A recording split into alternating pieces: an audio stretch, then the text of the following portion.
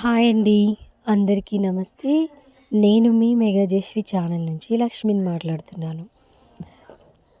మా మామయ్య గారైతే కట్టెల పొయ్యి మీద చేపల పులుసు ఎలా వండాలో చెప్తున్నారు. అందుకని ఇవాళ మా మామయ్య గారి గైడ్ లైన్స్తో చేపల పులుసు ఎలా వండాలో మీకు చూపిస్తాను. అండ్ అది చాలా టేస్టీగా ఉంటుందంట. తనే మా మామయ్య గారు ఇవాళ కట్టెల మీద చేపల పులుసు వండుతున్నారు. ఓకే అండి. ముందుగా అయితే చేపలను అయితే తీసుకోవాలంట. చేపల్ని క్లీన్ చేసుకొని పక్కన పెట్టుకోవాలి. అండ్ కట్టెల పొయ్యిని ముందుగా ఏర్పాటు చేసుకున్నారు కదా, దాని మీద బాణీ పెట్టి ఆయిల్ వేసి అందులో పచ్చిమిర్చి ఉల్లిగడ్డలను వేసుకొని వేగేదాకా ఆయిల్లో మగ్గనించాలి. మగ్గే వరకు కొంచెం బ్రౌన్ కలర్లో వచ్చేదాకా వేగనివ్వాలంట. అలా వేగిన తర్వాత అల్లం పేస్ట్ని అయితే వేసేయాలండి.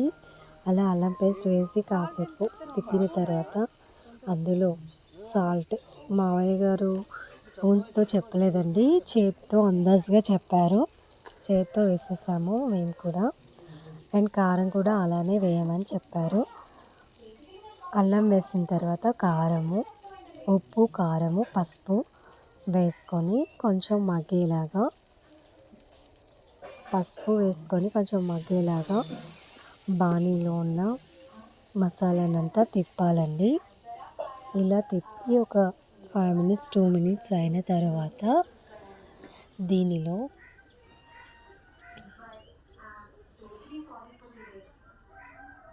కొంచెం కొత్తిమీరనైతే వేసేయాలండి.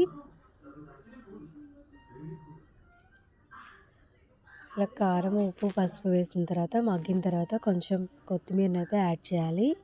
ఇలా కొత్తిమీరని యాడ్ చేసిన తర్వాత క్లీన్ చేసిన చేప ముక్కలను అయితే ఆ చేప ముక్కలను అన్నిటినీ ఈ బాణీలో వేసుకోవాలి.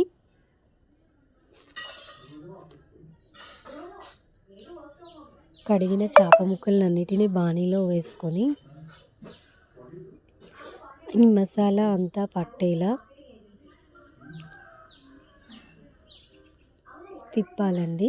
ముక్కలకు ఆ బాణీలో ఉన్న మసాలాలంతా, అంటే మనం దీనిలో మసాలా అంటే అల్లము, జస్ట్ వెల్లిపాయలు వేయకూడదండి, ఉల్లిగడ్డ వేయాలి.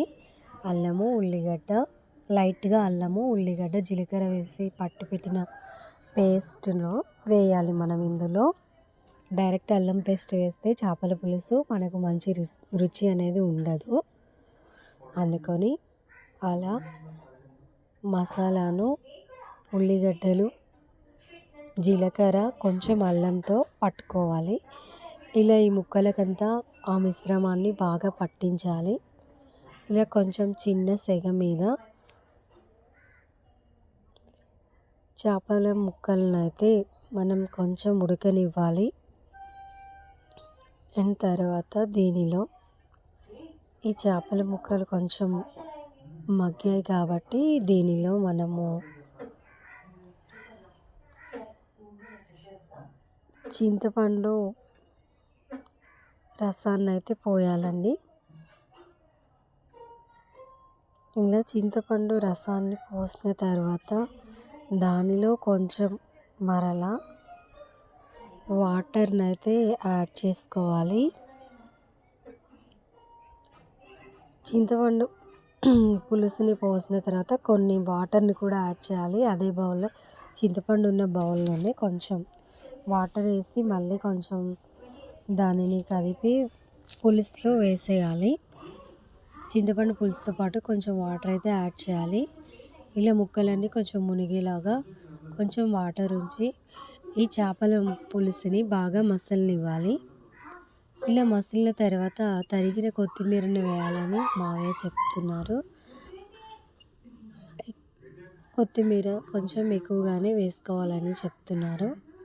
టేస్ట్ అనేది చాలా బాగుంటుందంట. అందుకని ఎక్కువగా కొత్తిమీరని అయితే వేశారు. పులుసు అనేది మరిగిన తర్వాత ఈ కొత్తిమీరని అనేది వేయాలంట. అండ్ ఆ కొత్తిమీర కొంచెం మాగిన తర్వాత మసాలానైతే ధనియా పౌడర్ మసాలాని పులుసులో వేయాలి. ఇలా వేసిన తర్వాత కొంచెం కలిపి ముక్క చెదరకుండా కలిపి మనం ఉప్పు సరిపోయిందో లేదో చూడాలంట. చాలా అద్భుతంగా ఉందంటున్నారు మావయ్య టేస్ట్. చేపల పులుసు కట్టెల మీద చేసాం కాబట్టి చాలా టేస్ట్ వచ్చింది అని చెప్తున్నారు.